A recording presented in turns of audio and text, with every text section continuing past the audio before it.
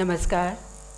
हिंदी पखवाड़ा 2021 के पुरस्कार वितरण समारोह में विदेश मंत्रालय के RBB TNI प्रभाग की ओर से आज की मुख्य अतिथि माननीय केंद्रीय विदेश राज्य मंत्री श्रीमती मीनाक्षी लेखी जी, सचिव पूर्व श्रीमती रीवा गांगुली दास और सभागार में उपस्थित सभी सम्मानित अतिथिगण एवं अधिकारीगणों का हार्दिक अभिनंदन। भारत सरकार की राजभाषा नीति नियमों के अनुसरण में राजभाषा हिंदी के प्रचार प्रसार के लिए वर्ष भर कई समारोहों का आयोजन किया जाता है। प्रत्येक 14 सितंबर को हिंदी दिवस मनाया जाता है और 1 से 14 सितंबर तक हिंदी पखवाड़ा मनाया जाता है। राजभाषा हिंदी के प्रति जागरूकता पैदा करने के लिए हिंदी पखवाड़े के दौरान अनेक हिंदी कार्यक्रम, प्रतियोगिताएं, कवि सम्मेलन, संगोष्ठी, भारतीय स्तर पर हर विभाग द्वारा राजभाषा सम्मेलन इत्यादि का आयोजन करने का प्रावधान है। विदेश मंत्रालय में भी प्रत्येक वर्ष सितंबर माह में हिंदी पखवाड़े का आयोजन किया जाता है। इसका उद्देश्य मंत्रालय के अधिकारियों और कर्मचारियों में राजभाषा हिंदी के प्रति जागरूकता पैदा करना, कार्यालय में उत्साहवर्धक वातावरण तैयार करना और उन्हें हिंदी में कार्यक्रम और कार्य करने के लिए प्रोत्साहित करना।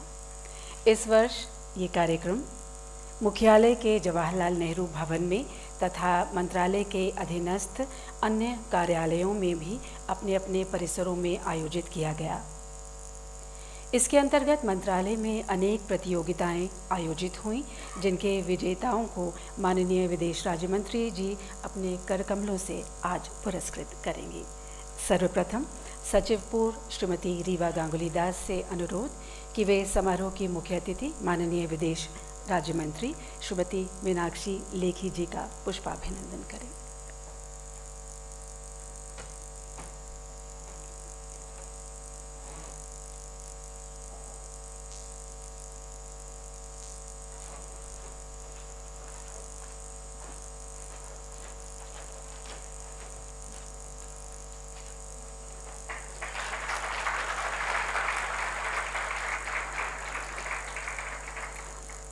और अब संयुक्त सचिव महोदय श्री अमरजीत सिंह तखी से अनुरोध कि वे सचिव पूर्व श्रीमती रीवा गांगुली दास जी का पुष्पाभिनंदन करें।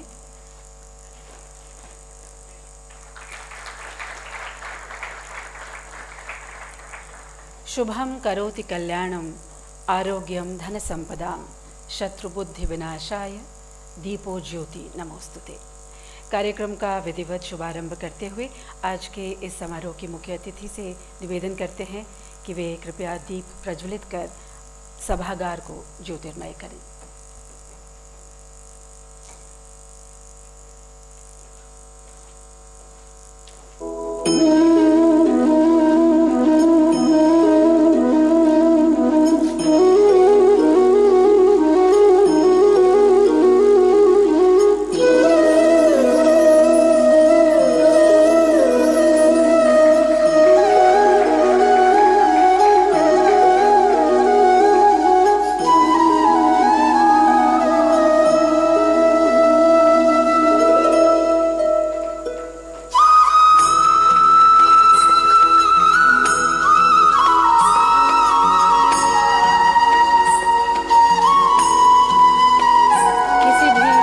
कर्म के अनुष्ठान से पूर्व आलोक के देवता का आह्वान भारतीय संस्कृति की चिरकालिक परंपरा रही है।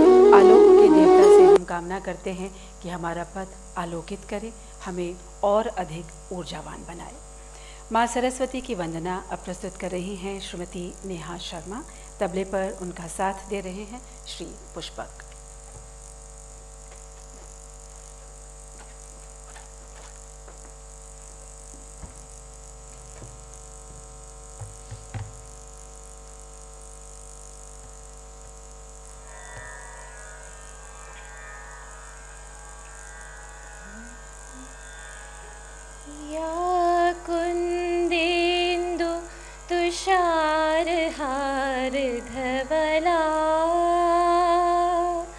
या शुभ्रवस्त्राम्बरधरा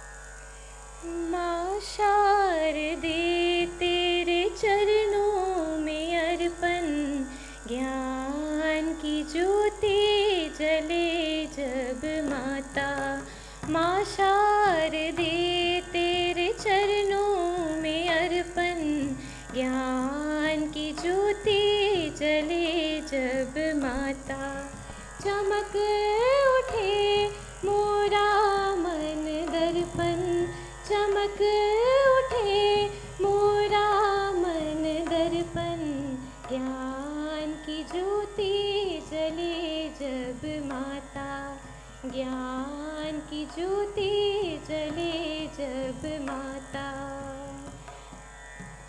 नीरे गा नीरे मा, नीरे पा मा रे गा रे नि सा गा म पा, वंदन करता ये जग सारा, गूंज उठे माँ सुर की धारा, वंदन करता ये जग सारा, गूंज उठे माँ सुर की धारा, सा सा सा सा सा नी नी नी नी नी ग म धा, नी नी नी नी नी धा धा धा धा धा ग म पा, सा सा सा सा सा नी नी नी नी नी ग म धा, नी नी नी नी नी धा धा धा धा धा ग म पा, प ध म प ग म रे नि रे ग रे नि रे सा,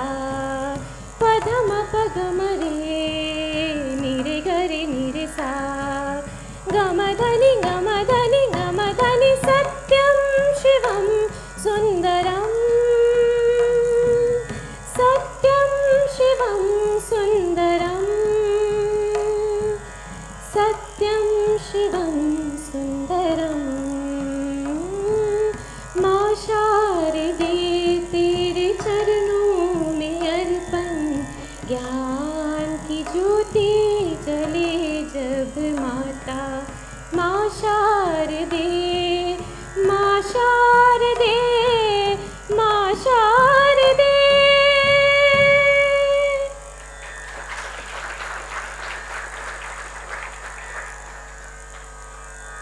जैसा कि हम सब जानते हैं, इस वर्ष हम आज़ादी का अमृत महोत्सव मना रहे हैं। मैं माननीय मंत्री महोदया और अन्य वरिष्ठ अधिकारीगण से अनुमति चाहूँगी एक भजन प्रस्तुत करने की। महाकवि श्री नरसिंह मेहता द्वारा रचित यह भजन हमारी आज़ादी के महानायक महात्मा गांधी जी का बहुत ही प्रिय भजन है।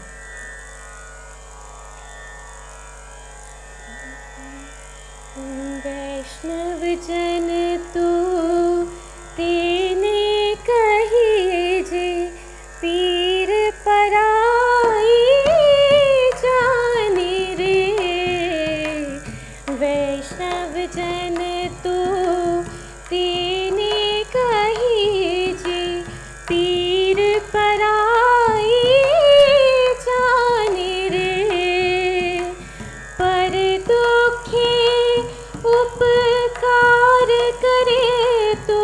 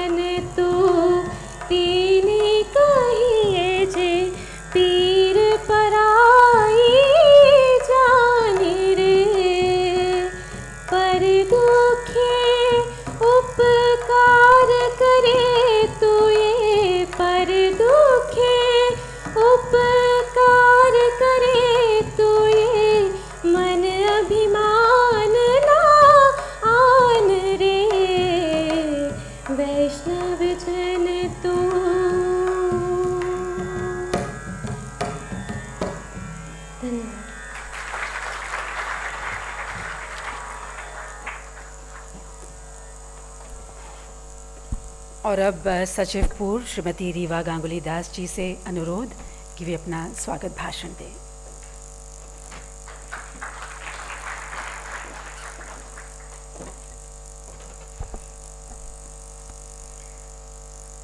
माननीय विदेश राज्य मंत्री महोदया श्रीमती मीनाक्षी लेखी जी, विदेश मंत्रालय और विदेशों में कार्यरत हमारे सहयोगी, हिंदी के नोडल अधिकारी, पुरस्कार विजेता, नमस्कार। आप सबको हिंदी दिवस की बहुत बहुत शुभकामनाएं। आप सबका मैं इस पुरस्कार वितरण समारोह में स्वागत करती हूँ। विशेष रूप से मैं माननीय विदेश राज्य मंत्री श्रीमती मीनाक्षी लेखी जी का अभिनंदन करती हूँ। हिंदी दिवस के उपलक्ष्य में विदेश मंत्रालय तथा विदेश स्थित हमारे सभी मिशनों में विभिन्न प्रतियोगिताओं का व्यापक स्तर पर आयोजन किया गया। इन प्रतियोगिताओं में हमारे सहयोगी अधिकारियों एवं कर्मचारियों ने बड़े उत्साह से हिस्सा लिया। विदेश में प्रवासी भारतीयों ने भी इन कार्यक्रम के आयोजन में काफ़ी रुचि दर्शाई और सहभागी बने। आप सभी को की उत्साहपूर्ण और ऊर्जावान सहभागिता के लिए हम आपका अभिनंदन करते हैं। विदेश मंत्रालय को विदेश में हिंदी के प्रचार प्रसार का अधिदेश दिया गया है। इसी अधिदेश के अनुसरण में अंतर्राष्ट्रीय स्तर पर हिंदी के अधिकाधिक प्रयोग को बढ़ावा देने के लिए हम अपने मिशनों के माध्यम से विदेश में स्थित हिंदी विश्वविद्यालयों, शैक्षिक संस्थाओं को हिंदी शिक्षण संबंधी पुस्तकें, साहित्यिक पुस्तकें, शब्दकोश और हिंदी सॉफ्टवेयर आदि की आपूर्ति करते हैं। विदेशी विश्वविद्यालयों में मंत्रालय द्वारा हिंदी पीठों की स्थापना की गई है, जो विदेशों में हिंदी सीखने के इच्छुक लोगों को आवश्यक सहायता प्रदान करती है। कई स्वयंसेवी संस्थाएं और विदेश में स्थापित भारत मैत्री संस्थाएं भी हिंदी के प्रचार प्रसार में सराहनीय कार्य करती है। मंत्रालय द्वारा उन्हें समय समय पर आवश्यक सहयोग दिया जाता है। विदेशों में परंपरागत हिंदी शिक्षण के स्थान पर डिजिटल माध्यम से हिंदी सिखाने के प्रयास किए जा रहे हैं।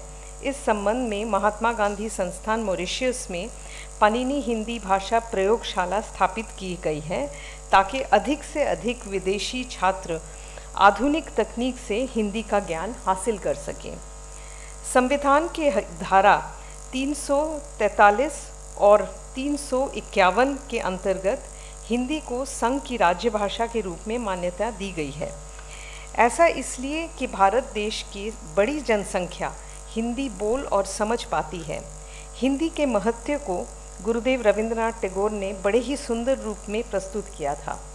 उन्होंने कहा था, भारतीय भाषाएं नदियां हैं और हिंदी महानदी। शायद इसीलिए संविधान सभा द्वारा हम सबको ये संवैधानिक और प्रशासनिक उत्तरदायित्व दिया गया है कि हम राजभाषा हिंदी का अधिकतम प्रयोग करते हुए इसका प्रचार प्रसार बढ़ाएं। एक सराहनीय पहल के रूप में देश भर में हमारी सभी पासपोर्ट कार्यालयों ने अपनी गृह पत्रिका का प्रकाशन हिंदी में किया है।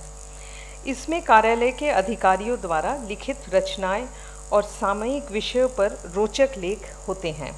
विभिन्न क्षेत्रों में स्थित पासपोर्ट कार्यालय ने भी काफ़ी हद तक राजभाषा लक्ष्य को पूरा किया है। ये गर्व की बात है कि ICCR की साहित्यिक हिंदी पत्रिका गगनांचल को राजभाषा विभाग की ओर से वर्ष 2020-21 के लिए राजभाषा कृति पुरस्कार श्रेणी के अंतर्गत प्रथम पुरस्कार से सम्मानित किया गया है। परिषद के महानिदेशक और उनकी पूरी टीम को मेरी ओर से बहुत बधाई। विदेश मंत्रालय विश्व के विभिन्न देशों में अंतर्राष्ट्रीय हिंदी सम्मेलन तथा क्षेत्रीय हिंदी सम्मेलन का आयोजन भी करता है। विदेशों में रहने वाले हिंदी प्रेमियों, हिंदी विद्वानों तथा हिंदी शिक्षण से संबंधित विदेशी संस्थाओं को इन सम्मेलनों की प्रतीक्षा रहती है। इन सम्मेलनों में ये सारे स्कॉलर्स उत्साह से शामिल होते हैं और हिंदी के व्यापक प्रचार प्रसार में सहयोग देते हैं। इन सम्मेलनों में हिंदी के उत्कृष्ट विदेशी हिंदी विद्वानों तथा संस्थाओं को सम्मानित भी किया जाता है। भारत का सतत आर्थिक, और सामाजिक विकास, विशाल और प्रतिभावान मानव संसाधन तथा निवेश की असीम अवसर वैश्विक समुदाय को बहुत आकर्षित करता है। इसलिए वैश्विक समुदाय में हिंदी तथा अन्य भारतीय भाषाओं और संस्कृति के प्रति रुझान बढ़ा है। हमें इस रुझान को बनाए रखने के लिए निरंतर प्रयासरत होना रहेगा। इतनी बड़ी संख्या में भाग लेने के लिए हिंदी पखवाड़ा में सभी प्रतियोगी और पुरस्कार विजेता को बधाई। आज के समारोह में मुख्य अतिथि के रूप में आने के लिए विदेश राज्य मंत्री जी का बहुत बहुत धन्यवाद। आपकी उपस्थिति से हमें हमारे दैनिक कार्यों में हिंदी का अधिक से अधिक प्रयोग करने का प्रोत्साहन मिलेगा। राजभाषा में अधिक से अधिक कार्य करना हमारे सबकी जिम्मेदारी है और आशा है हम इस जिम्मेदारी को बखूबी निभाएंगे। पुनः एक बार आप सबको हिंदी दिवस की शुभकामनाएं। धन्यवाद। आपके स्वागत भाषण के लिए बहुत बहुत धन्यवाद।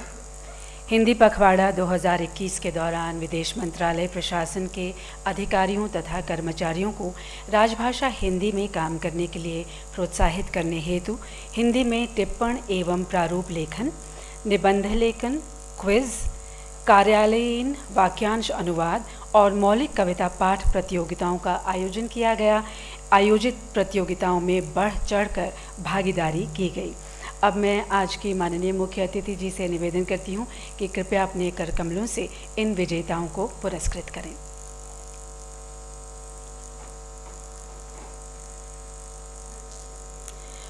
प्रत्येक प्रथम विजेता को 5100 रुपये, द्वितीय स्थान पाने वाले को 4100 रुपये, तृतीय स्थान के लिए 3100 रुपये और प्रोत्साहन पुरस्कार हर श्रेणी में 2-2 हैं जिन्हें 2100 रुपये दिए जा रहे हैं।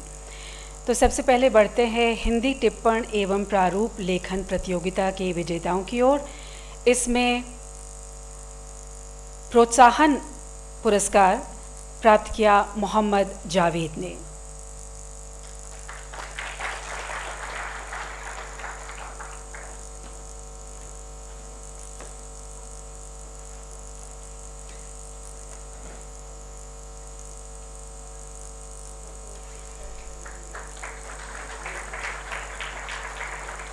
एक और प्रोत्साहन पुरस्कार आरती तिवारी द्वारा प्राप्त किया गया।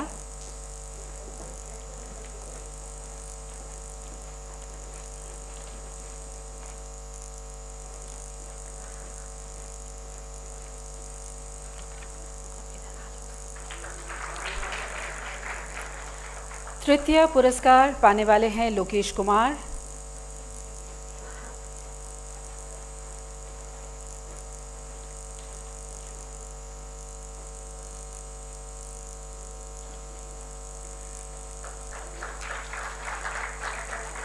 द्वितीय पुरस्कार पाया अमित ने, जो आज यहाँ उपस्थित नहीं है। प्रथम पुरस्कार के विजेता हैं लवकुश कुमार।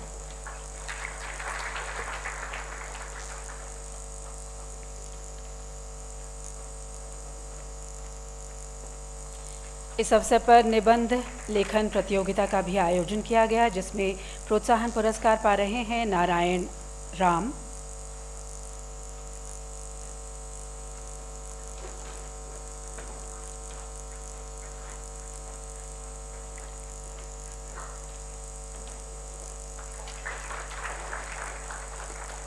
एक और प्रोत्साहन पुरस्कार इसी श्रेणी में अमित कुमार।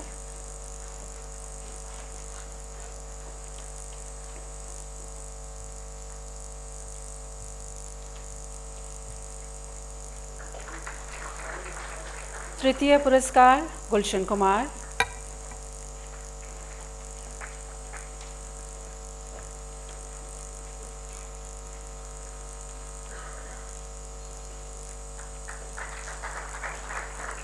द्वितीय स्थान पर गरिमा जैन।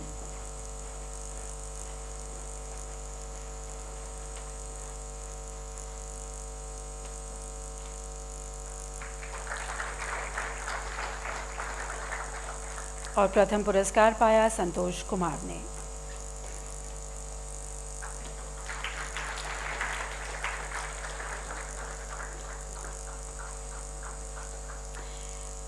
कार्यालयीन वाक्यांश अनुवाद प्रतियोगिता में प्रोत्साहन पुरस्कार पीयूष यादव।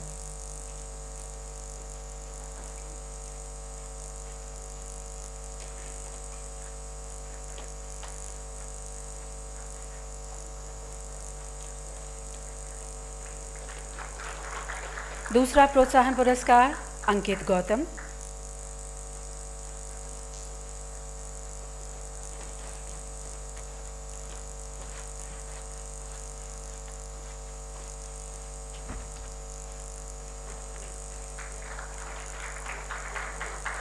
तृतीय पुरस्कार देवांशु अग्रवाल।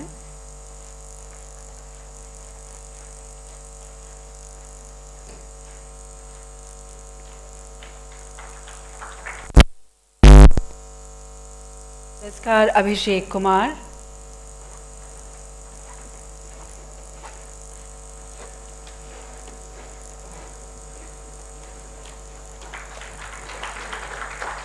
और प्रथम पुरस्कार जाता है विशाल भाटिया को।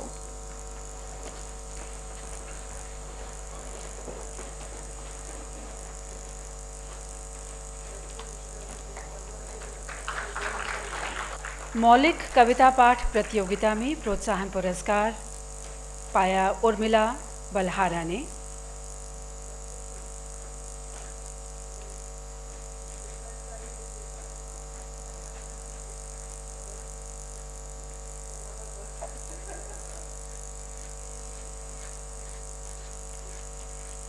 यह है उर्मिला बलहारा। दूसरा प्रोत्साहन विजेंद्र कुमार बलहारा।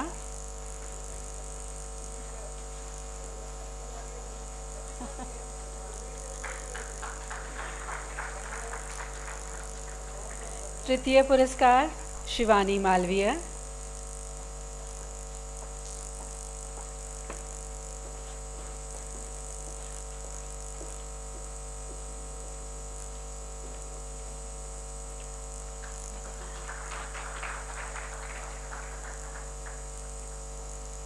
द्वितीय स्थान पाने वाले बी जगदीश हमारे बीच नहीं हैं, आज अनुपस्थित हैं। प्रथम पुरस्कार मनोज कुमार शुक्ला।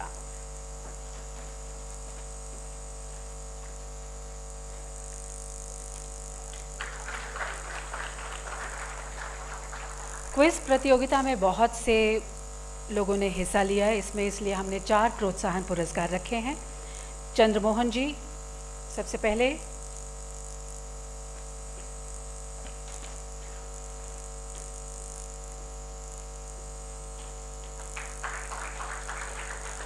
संदीप यादव।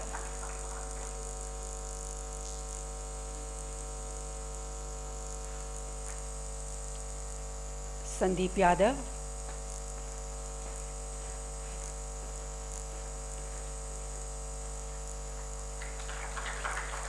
सम्राट समरेश।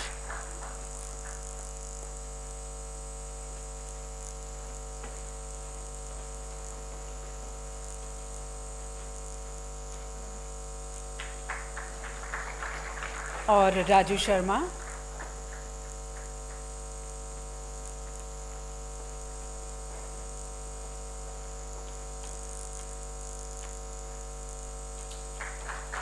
क्विज में तृतीय स्थान पाने वाले राकेश कुमार तिवारी।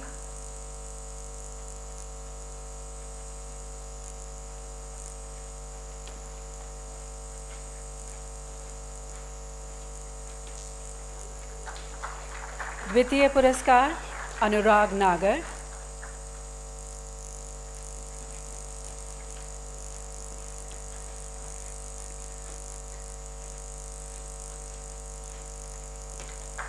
और प्रथम पुरस्कार दीपक सिंह।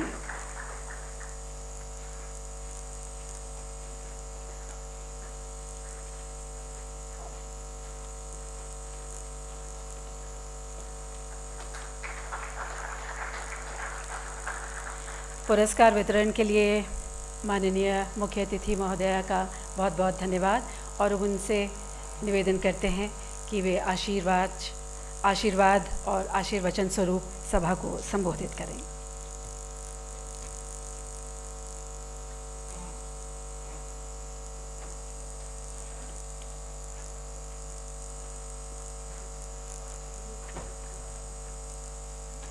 कविता पाठ बिल्कुल सुनना चाहूँगी।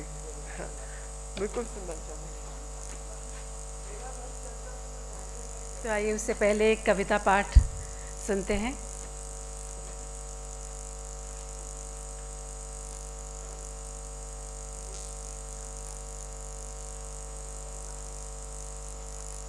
श्री मनोज शुक्ला।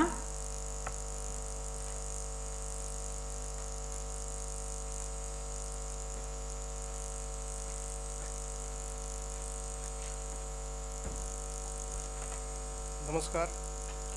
सर्वप्रथम मैं अपनी कृतज्ञता व्यक्त करना चाहूँगा कि माननीय विदेश राज्य मंत्री महोदया और इतने प्रबुद्ध जनों के सम्मुख मुझे मेरी कविता प्रस्तुत करने का सौभाग्य प्राप्त हुआ है। और ऐसे आयोजन हिंदी के महत्व को बढ़ाते भी हैं और हमें प्रेरित करते हैं कि हम उन्हें और ज़्यादा सीखें, समझें और पढ़ें। जो मेरी स्वरचित कविता है, प्रथम कविता जो मैं आपको सुनाने जा रहा हूँ, उसका शीर्षक है बलिदानी। जब आज हम आज़ादी के 75वें वर्ष में प्रवेश कर चुके हैं और आज़ादी का अमृत महोत्सव मना रहे हैं, तो हमारे लिए अत्यंत आवश्यक हो जाता है कि हम उन अनाम बलिदानियों को याद करें, उनका स्मरण करें, जिनके त्याग के फलस्वरूप हमें आज एक स्वतंत्र राष्ट्र का नागरिक होने का सौभाग्य प्राप्त हुआ है। और ये बलिदानी हजारों की संख्या में थे, लाखों की संख्या में थे। कुछ हैं कि हमारा सौभाग्य है कि हमें उन्हें पढ़ने, लिखने और सुनने का अवसर मिलता रहा है, परंतु कुछ हैं जो कहीं गुम से हो गए। मेरी कविता श्रद्धांजलि है उन सभी को। तो जब हम पराधीन थे और अंग्रेज एक को पकड़ते थे तो दूसरा खड़ा हो जाता था, तीसरे को फांसी पर चढ़ाते थे, चौथा जन्म ले लेता था। और उनका प्रश्न ये था कि तुम हो कौन, किस बात से प्रेरित हो और तुम्हारी संख्या इतनी अधिक है क्यों।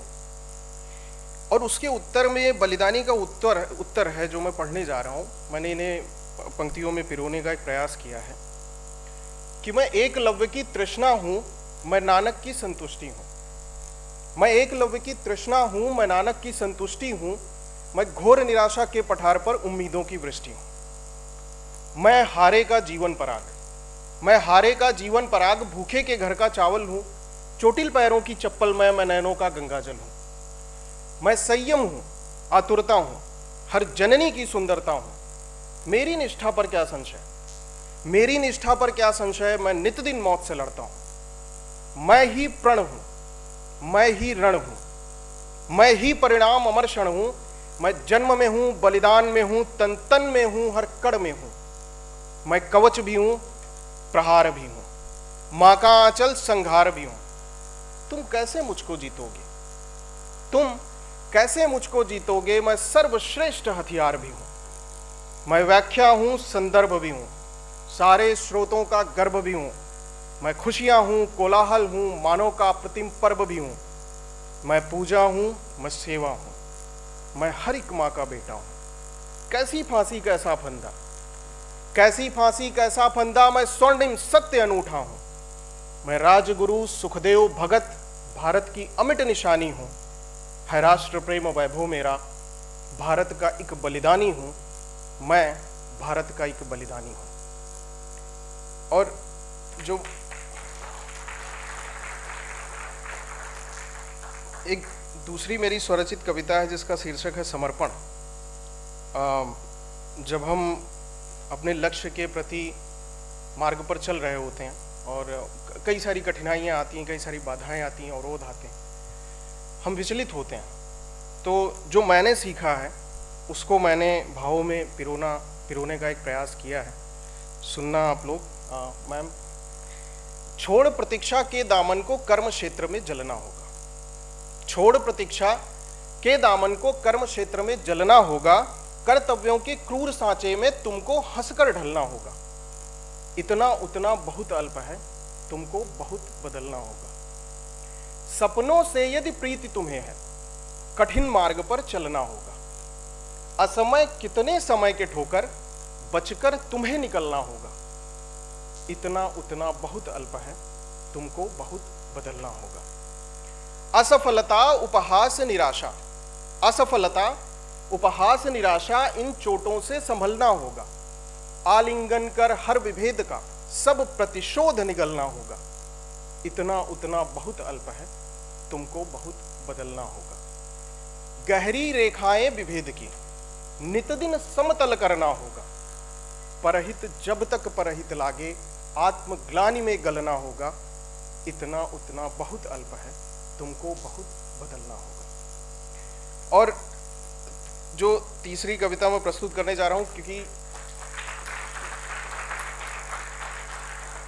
एक ऐसा संयोग बना है कि आज ये 22 सितंबर जब हम हिंदी दिवस मना रहे हैं, और 23 सितंबर को जिनको मैं आधुनिक हिंदी कवियों में शीर्षस्थ कवि के रूप में देखता हूँ, रामधारी सिंह दिनकर जी, उनका जन्म दिवस है। और उनकी बड़ी प्रसिद्ध रचना है कृष्ण की चेतावनी, जो मैं उसे पढ़ने का प्रयास करूंगा। मैं बहुत छोटा हूं और बहुत महान कवि को मैं उनकी रचना को पढ़ने का प्रयास करने जा रहा हूं। कोई त्रुटि हो तो मैं क्षमा प्रार्थी रहूंगा पहले ही। कि वर्षों तक वन में घूम घूम, बाधा विघ्नों को चूम चूम, सह धूप घाम पानी पत्थर, पांडव आए कुछ और निखर, सौभाग्य न सब दिन। आगे देखें क्या होता है। मैत्री की राह बताने को, सबको सुमार्ग पर लाने को, दुर्योधन को समझाने को, भीषण विध्वंस बचाने को, भगवान हस्तिनापुर आए, पांडव का संदेशा लाए। दो न्याय अगर तो आधा दो, दो न्याय अगर तो आधा दो, पर उसमें भी यदि बाधा हो तो दे दो केवल 5 ग्राम, रखो अपनी धरती तमाम, हम वहीं खुशी से खाएंगे, परिजन पर असीना उठाएंगे।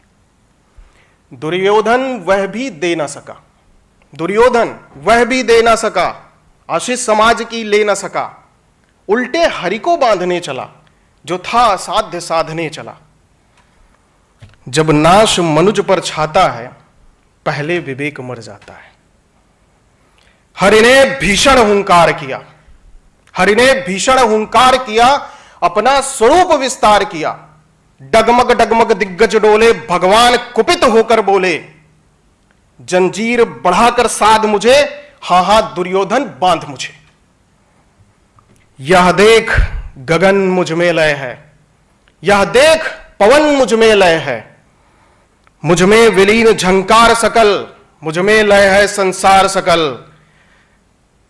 अमरत्व फूलता है मुझ में, संघार झूलता है मुझ में। उदयाचल मेरा दीप्तिभाल, भूमंडल वक्ष स्थल विशाल, भुज परिधिबंध को घेरे हैं, मैनाकु मेघ पग मेरे हैं। दिपते जो ग्रह नक्षत्र निकर, सब है मेरे मुख के अंदर। दृग हो तो दृश्य अकांड देख, मुझ में सारा ब्रह्मांड देख। चर अचर जीव जग शर अक्षर, नश्वर मनुष्य सुर जाति अमर। शतकोटि सूर्य शतकोटि चंद्र, शतकोटि सरित सर सिंधु मंद्र। शतकोटि विष्णु ब्रह्मा महेश, शतकोटि विष्णु जलपति धनेश। शतकोटि रुद्र शतकोटि काल, शतकोटि दंडधर लोकपाल। जंजीर बढ़ाकर साधिने, हां हां दुर्योधन बांधिने। भूलोक अतल पाताल देख, गत और अनागत काल देख। यह देख जगत का आदि सृजन, यह देख महाभारत का रण। मृतकों से पटी हुई भू है, पहचान कहां इसमें तू है। अंबर में कुंतल जाल देख, पद के नीचे पाताल देख। मुट्ठी में तीनों काल देख, मेरा स्वरूप विकराल देख। सब जन्म मुझी से पाते हैं, फिर लौट मुझी में आते हैं। थी सभा सन्न सब लोग डरे, थी सभा सन्न सब लोग डरे। चुप थे या थे बेहोश पड़े, केवल 2 नर नाघाते थे। धृतराष्ट्र विदुर सुख पाते थे, कर जोड़ खड़े प्रमुदित निर्भय। दोनों पुकारते थे जय जय, दोनों पुकारते थे जय जय। धन्यवाद, बहुत बहुत धन्यवाद। Thank you so much. अति सुंदर कविता, अति सुंदर कविता पाठ। ये थे मनोज कुमार शुक्ला, वैयक्तिक सहायक, मध्य यूरोप प्रभाग से। और अब माननीय मुख्य अतिथि महोदया से निवेदन कि वे हमें आशीर्वचन स्वरूप सभा को संबोधित करें।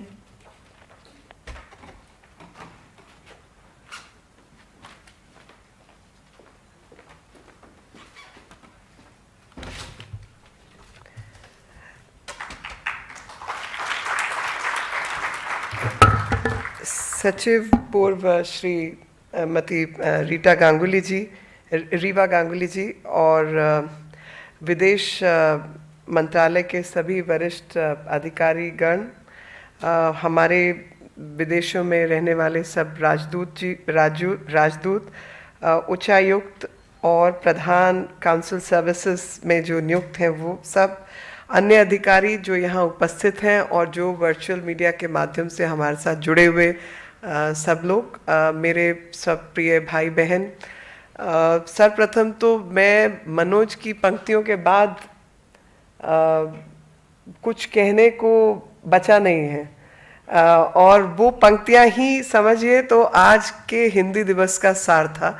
ख़ास तौर पे जो दिनकर जी की पंक्तियां उन्होंने पढ़ी और खुद की जो स्वरचित कविता थी, दोनों आज़ादी के अमृत महोत्सव के संदर्भ में तथा समर्पण के भाव को प्रकट करते हुए, मुझे लगता है कि जो भी हम लोग यहाँ उपस्थित हैं, भले ही हिंदी दिवस मना रहे हैं, लेकिन वो तीनों भावनाएं हम सबके मन में कम अधिक क्षणों में रहती ही हैं। प्रथम विषय तो यही है कि हम सब की प्रेरणा जो है वो प्रेरणा भारत की आज़ादी और अभी 75 वर्ष जो चल रहा है आज़ादी का अमृत महोत्सव, जो कि प्रधानमंत्री जी ने हम सबको आग्रह पूर्वक आदेश भी है कि हम आज़ादी का अमृत महोत्सव मना रहे हैं, और हर भारतीय के लिए ये एक गर्व का समय है और गौरवान्वित होने का समय है कि हमारी आज़ादी में कितने लोग बलिदान हुए। क्या हम अपने काम में कोताही करके उनके साथ न्याय कर रहे हैं या भारत माता के साथ न्याय कर रहे हैं? और अगर हमें भारत माता के साथ न्याय करना है तो अपने कर्म क्षेत्र को बढ़ाकर पूर्ण समर्पण के भाव से, कोई कर्म छोटा या बड़ा को अनदेखा करके आज़ादी का अमृत महोत्सव ही मनाना होगा। और भारतीयों ने न केवल आज़ादी के लिए बलिदान दिया, बल्कि विश्व पटल पर भारत की गौरवान्वित जो छवि है उसको स्थापित करने में, खास तौर पे जिस मंत्रालय में मैं मंत्री हूँ, उसका एक बहुत बड़ा योगदान है। हमारे जितने भी पूर्व में अधिकारी रहे, कर्मचारी रहे, मंत्री रहे, बाकी सब लोगों का बहुत बड़ा योगदान है भारत की छवि को विश्व में प्रबल करने के लिए। और आज हमको मौका मिला है आज़ादी का अमृत महोत्सव मनाते हुए उसी काम को आगे बढ़ाने के लिए। तो जब हम आज़ादी का अमृत महोत्सव मना रहे हैं तो भारतीय संस्कृति के संदर्भ में जो भी विषय वचन है, केवल हिंदी तक सीमित नहीं, लेकिन हिंदी भाषा जो सबसे सरल भाषा है, हम सबकी भाषा है, मातृभाषा है, उसको बढ़ाने में भी काम किया जाए। और अगर मैं हिंदी के इतिहास पे जाऊं, जो कि अभी आधुनिक भारत के इतिहास से जुड़ा हुआ इतिहास है, उस इतिहास में 1949 में हिंदी भाषा को राष्ट्रभाषा का दर्जा दिया गया और फिर संविधान सभा ने उसको अनुमोदित किया और उसका प्रचार प्रसार और जो वैदिकता है वो उसको मान्यता प्राप्त हुई, संवैधानिक मान्यता प्राप्त हुई।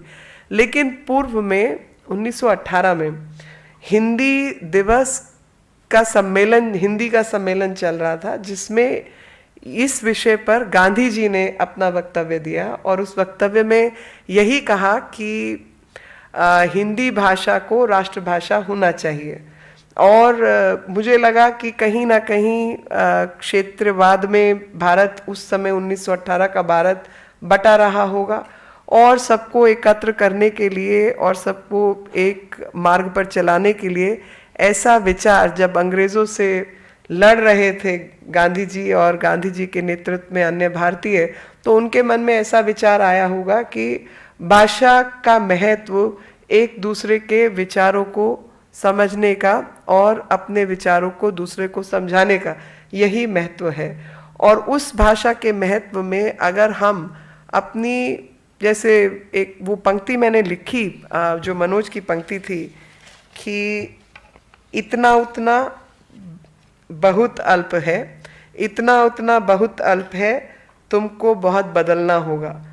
तो अगर हिंदी के संदर्भ में भी ये बात सोची जाए तो मुझे गांधी जी ज़रूर 1918 में अगर उन्होंने ऐसा आज़ादी से पहले ऐसा विचार रखा तो शायद यही सोचते हुए रखा होगा कि क्षेत्रवाद, भाषावाद, इन सब से ऊपर उठना होगा और अल्पवाद से परे होकर हमको कुछ बात करनी होगी। अगर हम किसी विदेशी की, आक्रमणकारी की और किसी हम पर शासन करने वाले की भाषा को अपना सकते हैं तो अपने देश की भाषा को क्यों नहीं अपना सकते।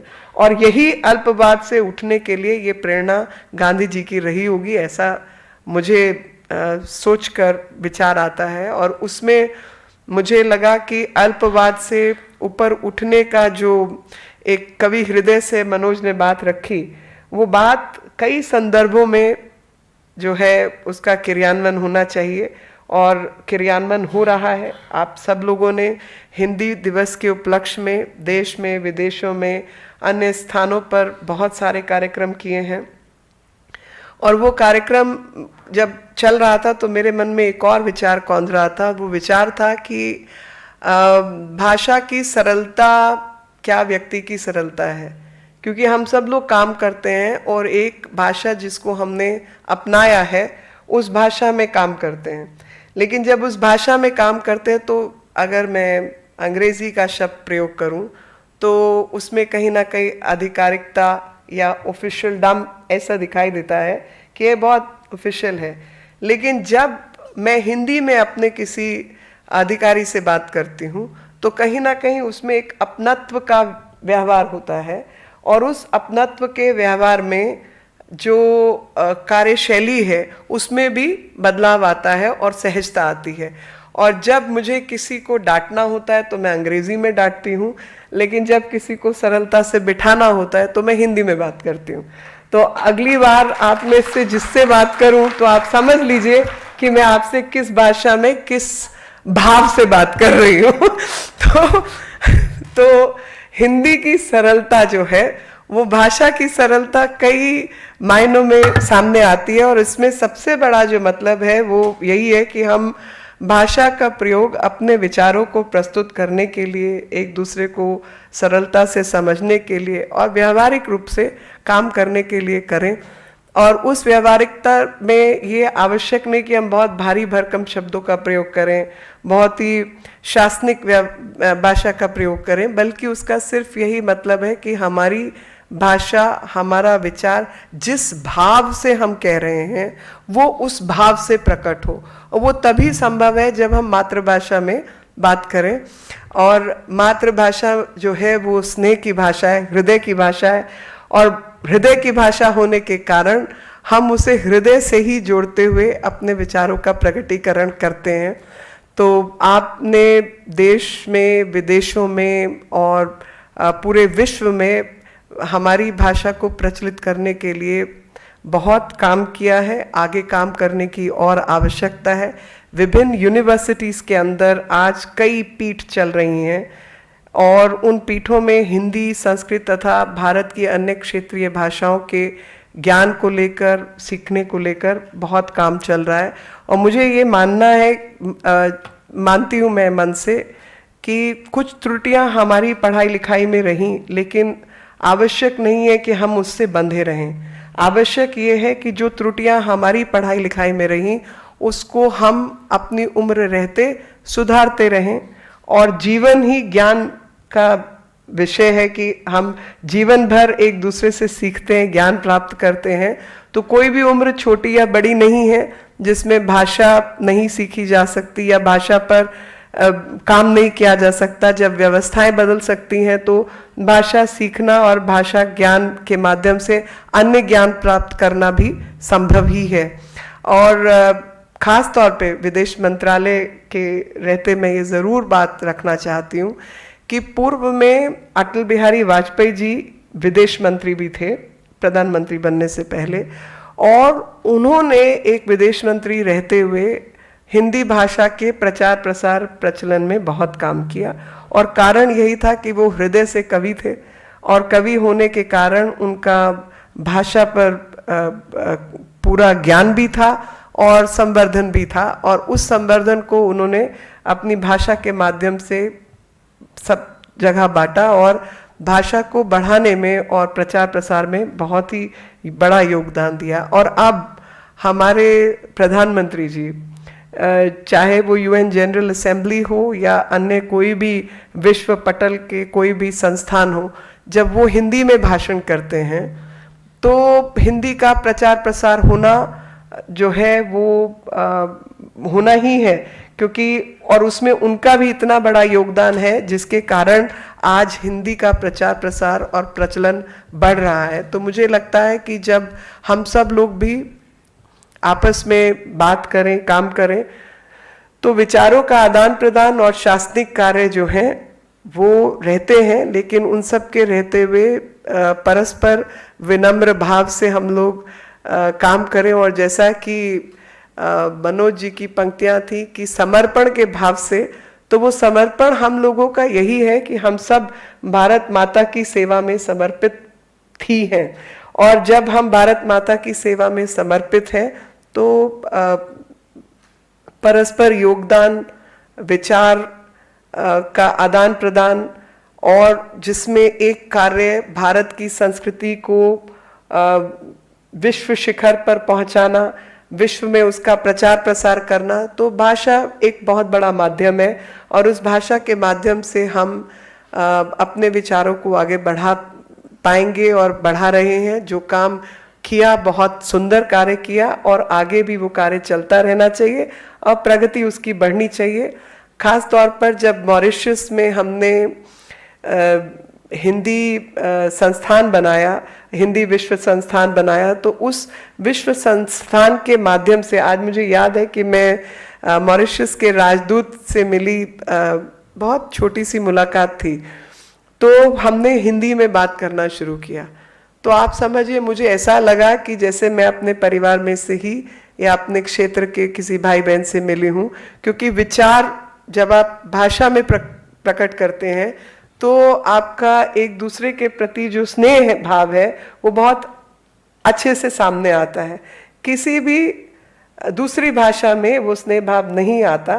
तो मुझे आज हिंदी दिवस पर ऐसा जो हम आयोजन कर रहे हैं, ऐसा महसूस हो रहा है कि एक तरफ हिंदी भाषा को आगे बढ़ाना है और दूसरी तरफ क्षेत्रीय भाषाओं को भी हमें साथ लेके चलना है, क्योंकि किसी भी भाषा में जो संवर्धन है वो तभी संभव है जब अन्य भाषाएं उसमें सम्मिलित हों। तो अगर हम आज अंग्रेजी की प्रचार प्रसार और उसके इतिहास की बात करें तो अंग्रेजी में तमाम भाषाओं से शब्दों को लिया गया, यहाँ तक कि हिंदी के बहुत सारे शब्दों को लिया गया। उसी प्रकार से अगर हम तुलसीदास जी या कबीर की पंक्तियों को पढ़ते हैं तो उसमें संस्कृत फारसी के बहुत सारे शब्द आते हैं। अमीर खुसरो को पढ़ते हैं तो वो ब्रज भाषा के साथ साथ फारसी में बात कहते थे। तो किसी भी भाषा का प्रचार प्रसार तब संभव है जब हम अन्य भाषाओं को साथ लेकर चलें और उसी से शब्दकोश का जो विस्तार है वो संभव होगा। और जब शब्दकोश का विस्तार संभव होगा तो उतने शब्दों के साथ भावनाओं का, ज्ञान का भी संवर्धन होगा। तो क्षेत्रीय भाषाओं को साथ लेते हुए हिंदी के प्रचार प्रसार को आगे बढ़ाएंगे तो भारत के भीतर और भारत के बाहर भी हमारा जो कार्य क्षेत्र है और शब्दकोश है उसका विस्तार होता रहेगा, और वो विस्तार करना ही हमारा प्रमुख कार्य मैं मानती हूँ कि है। और उसी से भारत की सभ्यता और संस्कृति का ज्ञान जो है हम दुनिया तक पहुँचा पाएंगे। कई देशों के साथ जब बात करते हैं, जब कुछ कठिन विषय सामने आते हैं, तो मुझे आज मैं रीवा जी से सुबह यही बात कर भी रही थी कि उस कठिनता का जो मुझे मूल कारण अभी तक अल्प ज्ञान कहूँगी, पर अल्प ज्ञान में जो मुझे समझ आया है वो ये समझ आया है कि हमने भी अपनी बात सही तरीके से, सही भाषा में शायद कभी समझाने का प्रयास नहीं किया। और अगर हम अपनी बात सही भाषा में, सही संदर्भ में समझाएंगे तो लोगों को समझ आएगा।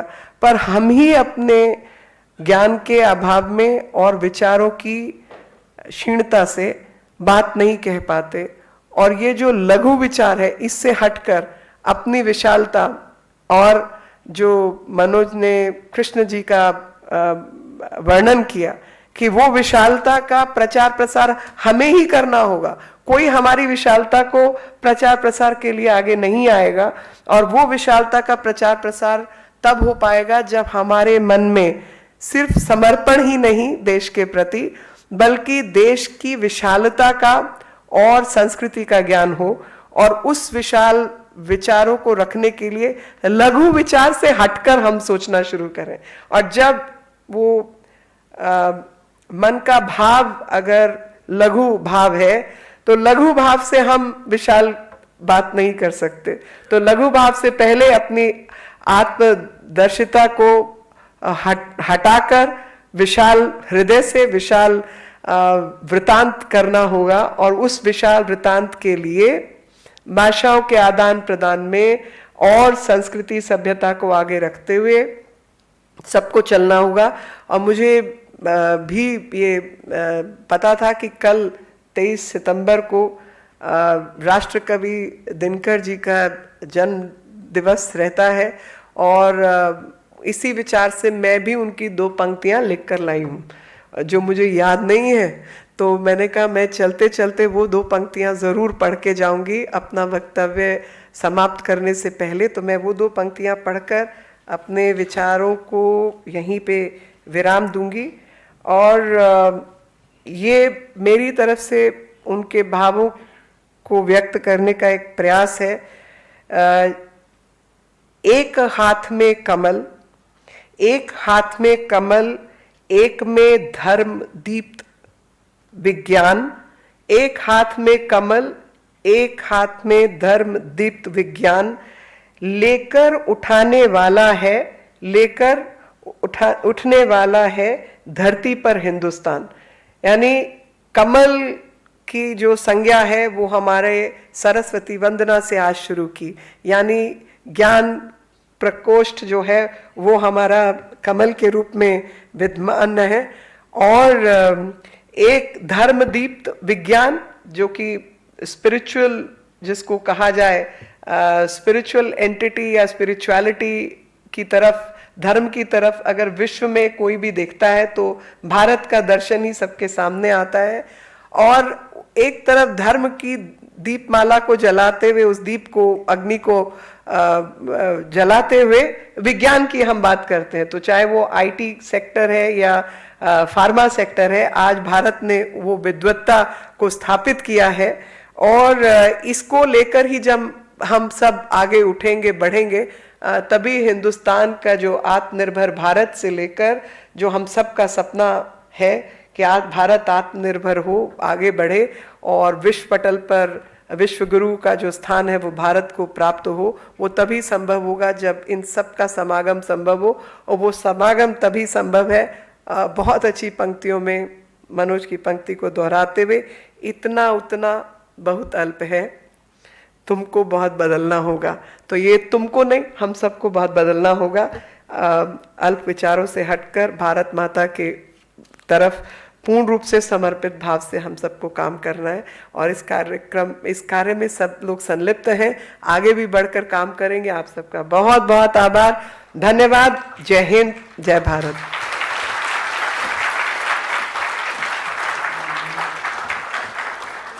इतने सुंदर विचार इतनी सरलता से प्रकट करने के लिए, अभिव्यक्त करने के लिए हम माननीय मंत्री महोदया का हार्दिक धन्यवाद करते हैं। हिंदी भाषा हमारा मान सम्मान है, हमारा गौरव है, हमारी संस्कृति है, हमारी पहचान है। हिंदी सिर्फ हिंदी दिवस तक ही सीमित नहीं है, ये हमारा अतीत है, हमारा वर्तमान है, हमारा भविष्य है। अब धन्यवाद ज्ञापन हेतु निवेदन करती हूँ संयुक्त सचिव श्री तखी जी से।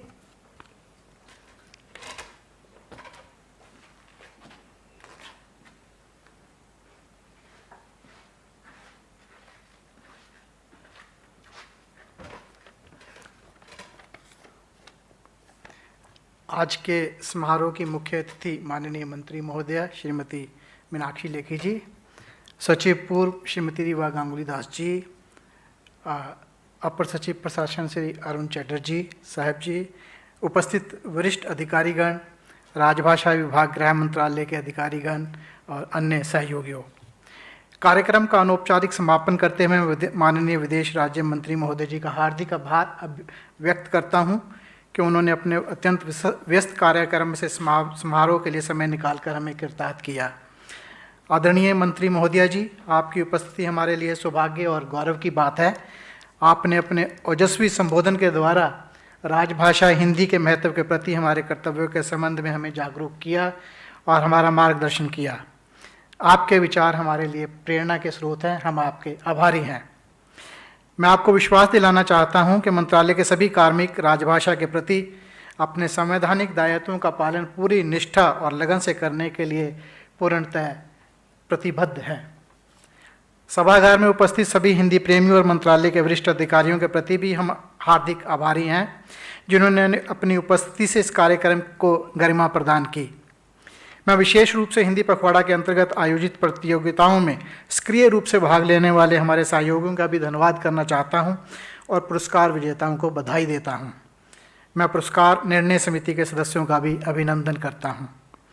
इस कार्यक्रम के सफल आयोजन के लिए मंत्रालय के सम्मेलन, स्थापना, प्रोटोकॉल और विदेश प्रचार प्रभागों का भी अत्यंत आभारी हूँ, जिन्होंने हमें अपना भरपूर सहयोग दिया। मैं राजभाषा, भारतीय भाषाएं, भाषांतरण एवं अनुवाद प्रभाग के अपने सभी सहकर्मियों का भी हार्दिक धन्यवाद करता हूं। और अंत में विशेष रूप से आदरणीय सचिव पूर्व श्रीमती रेवा गांगुली दास जी का उनके निरंतर मार्गदर्शन और बहुमूल्य अनुदेशों के लिए कोटि कोटि आभार प्रकट करता हूं, जिसके कारण आज का ये कार्यक्रम सफलतापूर्वक संपन्न हो पाया। उनके प्रभावी नेतृत्व और दूरदर्शी मार्गदर्शन के बिना यह कार्यक्रम आयोजित करना संभव न हो पाता। धन्यवाद।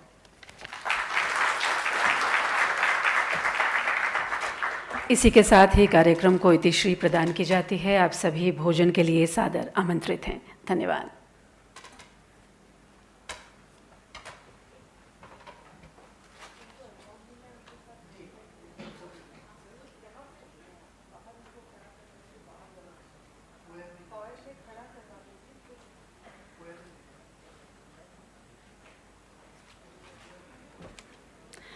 आप सभी पुरस्कार विजेता कृपया फॉयर की तरफ प्रस्थान करें। वहाँ पर